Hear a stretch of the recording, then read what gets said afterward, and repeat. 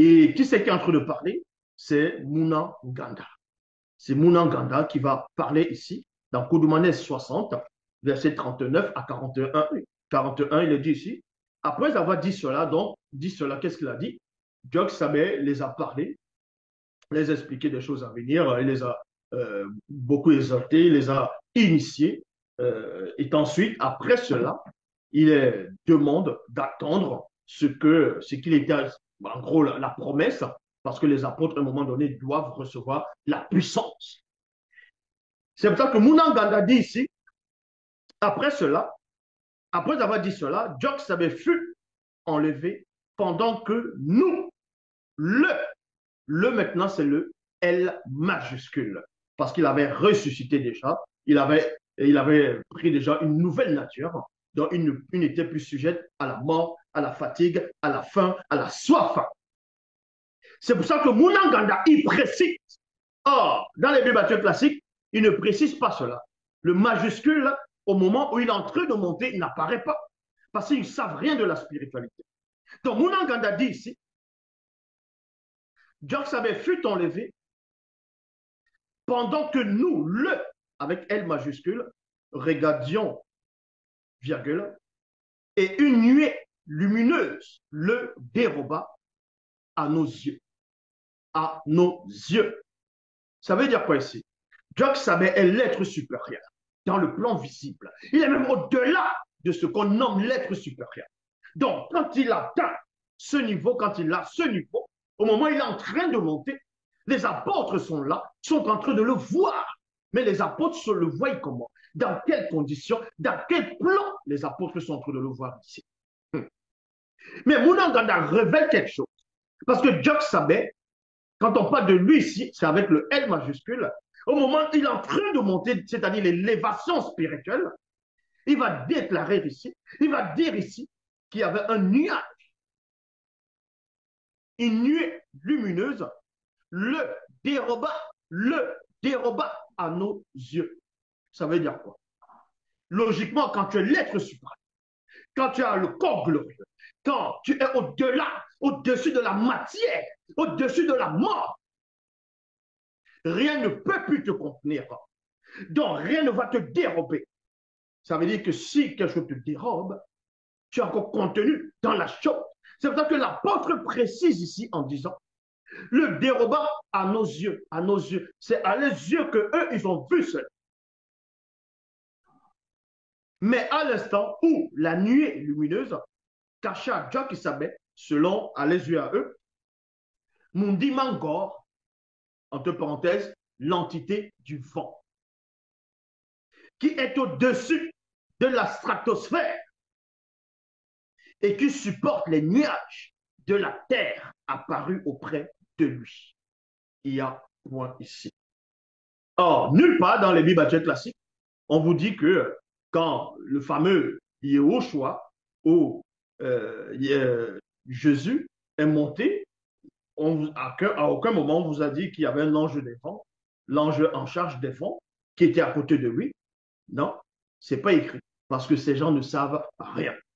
Donc, il y a l'entité des vents, dont on dit encore, qui va venir. Pourquoi l'ange des vents? Pourquoi l'ange du vent? Vent, c'est avec un V majuscule. Pourquoi l'entité du vent qui est au-dessus de la stratosphère et qui supporte les nuages de la terre apparus auprès de lui? C'est pour vous montrer que Dieu Sabé va prendre le pouvoir sur la pesanteur.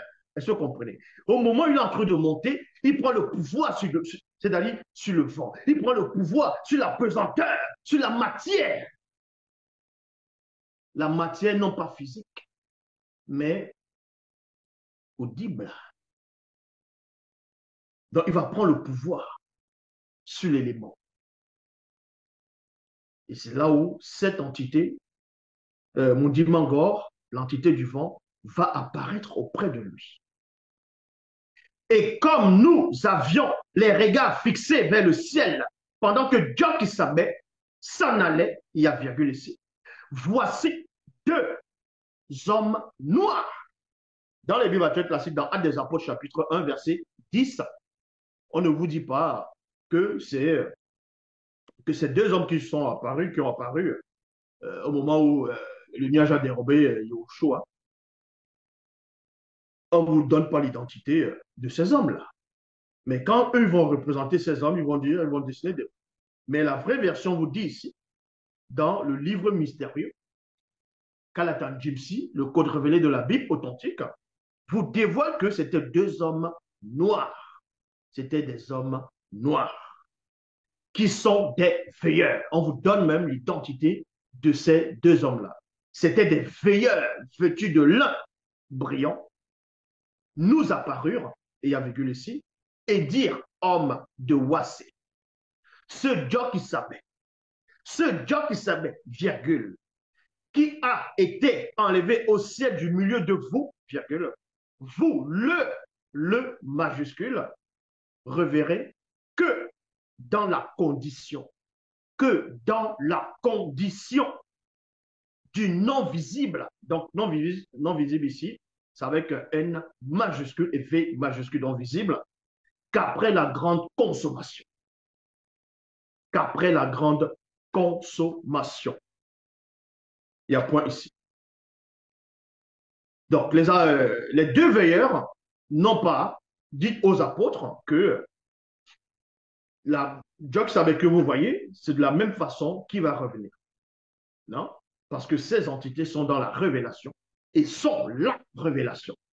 Contrairement, dans Actes des Apôtres, chapitre 1, verset 10, dans les Bibles classiques, ces anges se sont complètement gourés en disant que ce Jésus qui est monté, c'est de la même façon qu'il va revenir.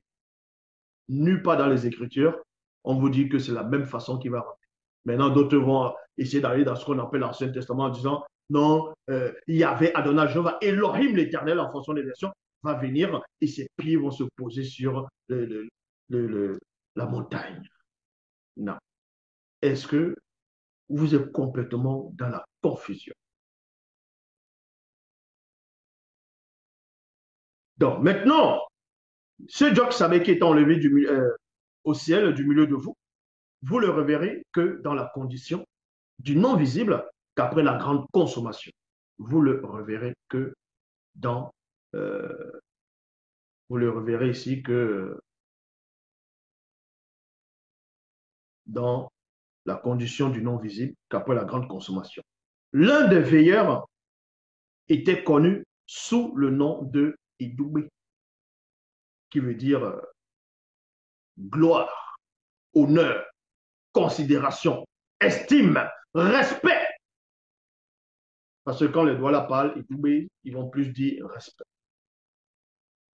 Donc, non seulement on vous donne l'identité de ces deux êtres-là, spirituels, de ces, on va dire, de ces deux hommes, c'était des veilleurs, on vous donne même le nom de ces hommes-là. Il y a un, comme j'ai dit, était connu sous le nom de Edoubé, qui veut dire gloire, parce que Dieu savait en ce moment, il montre dans la gloire. Il a glorifié ce qui doit être glorifié. Honneur, il a reçu les honneurs. Et il incarne cet honneur. Considération, il a considéré ses apôtres. Il a considéré ceux qui doivent être sauvés.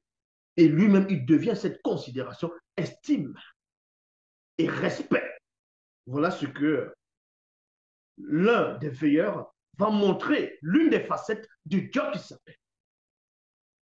De comment on le considère et comment il va considérer aussi le monde, c'est-à-dire ceux connus. Et l'autre, sous le nom de condamné. Condamné. En gros, réconciliation. Parce que Dieu savait est venu aussi pour réconcilier ceux connus qui doivent être réconciliés, qui doivent être réconciliés avec le Verbe ou avec Dieu savait lui-même. C'est cela où la deuxième ici, le deuxième veilleur, va porter le nom de condamné, qui veut dire réconciliation.